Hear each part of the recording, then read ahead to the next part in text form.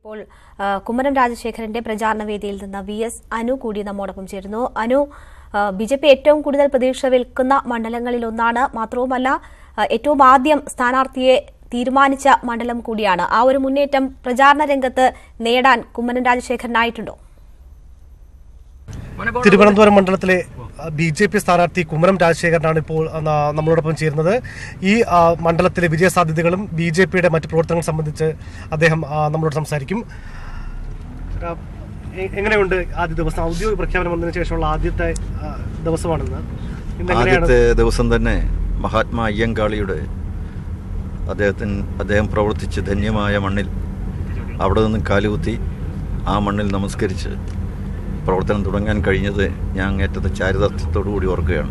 കാരണം അദ്ദേഹം ഏതൊരാശയത്തിനും ആദർശത്തിനും വേണ്ടിയാണോ സ്വന്തം ജീവൻ സമർപ്പിച്ച് ഈ നാട്ടിലെ ജനങ്ങളുടെ ഉന്നമനത്തിനു വേണ്ടി പ്രവർത്തിച്ചത്, ആ ആശയത്തിൽ നിന്നും ഊർജ്ജം ഉൾക്കൊണ്ടുകൊണ്ടാണ് ഞാനും ഈ തെരഞ്ഞെടുപ്പിൽ മത്സരിക്കുന്നത്. അതുകൊണ്ട് എന്നെ സംബന്ധിച്ചിടത്തോളം വളരെയേറെ ചാരിതാർത്ഥ്യവും അങ്ങേയറ്റത്തെ സംതൃപ്തിയുമുണ്ട് ഇവിടെ നിന്നും ഈ പ്രവർത്തനം ആരംഭിക്കുമ്പോൾ. ആത്മവിശ്വാസവും ആത്മാഭിമാനവും ആത്മധൈര്യവും പകർന്നു തരുന്നു ഈ സന്ദർശനം, ഇവിടെ നിന്നുള്ള ആരംഭം എന്ന് ഞാൻ വിശ്വസിക്കുന്നു.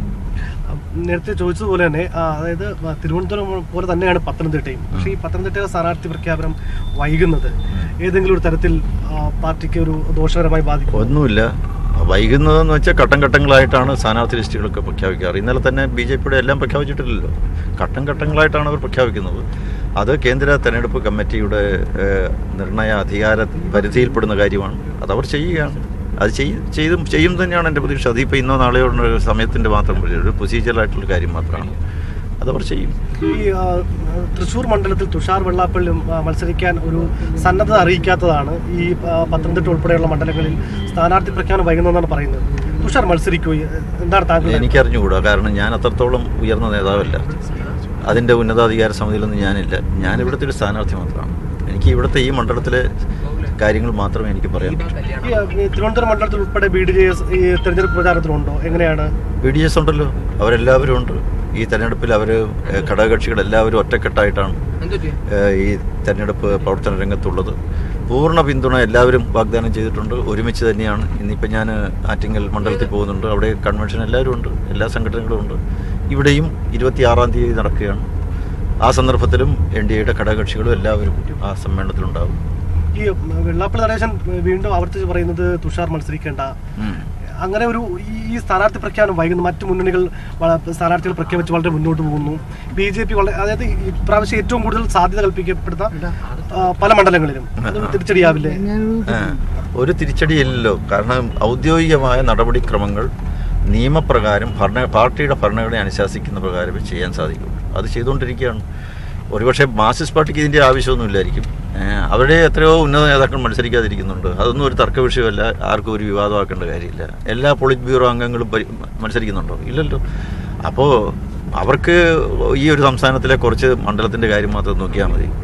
അതുപോലെയല്ലല്ലോ BJPക്ക് ഫസ്റ്റ് ഫേസിൽ ഒന്നാം ഘട്ടത്തിൽ തെരഞ്ഞെടുപ്പ് നടക്കുന്ന ആദ്യത്തെ സംസ്ഥാനങ്ങളുടെ കാര്യം നോക്കണം. അത് കഴിഞ്ഞ് മൂന്നാം ഘട്ടത്തിലാണ് ഈ കേരളത്തിലെ തെരഞ്ഞെടുപ്പ്. അപ്പോൾ അതിനനുസരിച്ചുള്ള പ്രയോറിറ്റി ലിസ്റ്റിലാണ് അത് വരുന്നത്. അത് വന്നു കഴിഞ്ഞാൽ അവർ പൂർണ്ണമായിട്ടത് പ്രഖ്യാപിക്കും.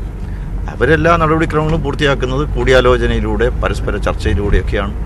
സമയം സ്വപ്പം ഇവിടെ എടുത്തോട്ടെ. അതിനിപ്പോൾ എന്താ? അല്ലാതെ തന്നെ ഇപ്പോൾ സ്ഥാനാർത്ഥി മാത്രമല്ലല്ലോ തെരഞ്ഞെടുപ്പിൽ പ്രവർത്തിക്കുന്നത്. പ്രവർത്തകർക്കൊക്കെ പ്രവർത്തിക്കാൻ ധാരാളം കാര്യങ്ങളുണ്ട്. ഭവനസമ്പർക്കമുണ്ട്, നമ്മുടെ രാഷ്ട്രീയ വിശദീകരണങ്ങൾ നടത്താൻ സാധിക്കുന്നുണ്ട്, വോട്ടേഴ്സ് ലിസ്റ്റ് വെരിഫിക്കേഷൻ ഉണ്ട്. ഇതൊക്കെയാണ് പ്രാഥമിക ഘട്ടത്തിൽ ചെയ്യേണ്ടത്. അത് ചെയ്തുകൊണ്ടിരിക്കുകയാണ്.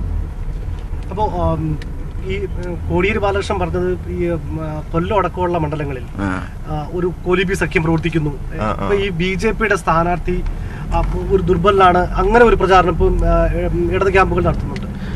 അത് പുള്ളിയുടെ നേരെ കല്ലെറിയാൻ ഓങ്ങി നിൽക്കുകയാണ്. കല്ലേറ് കൊള്ളേണ്ടി വരും എന്ന് മനസ്സിലാക്കിക്കൊണ്ട് അദ്ദേഹം തന്നെ കയ്യിൽ നിന്നൊരു കല്ലെടുത്ത് എറിയുകയാണ്. കാരണം കല്ലേറ് കൊള്ളാതിരിക്കാനാണ്. അതുകൊണ്ടൊന്നും കല്ലേറ് കിട്ടാതിരിക്കത്തില്ല. കാരണം കോൺഗ്രസുമായിട്ട് സഖ്യം ഉണ്ടാക്കുന്നത് അത് CPM തന്നെയാണ്. വി.എസ്. അനുവാണ് കുമ്മനം രാജശേഖരനൊപ്പം ഉണ്ടായിരുന്നത്. എന്തായാലും ഔദ്യോഗികമായി സ്ഥാനാർത്ഥികളെ നിർണയിച്ചതിന് ശേഷം BJP നേതാക്കൾ പ്രചാരണത്തിൽ സജീവമാകുന്നു.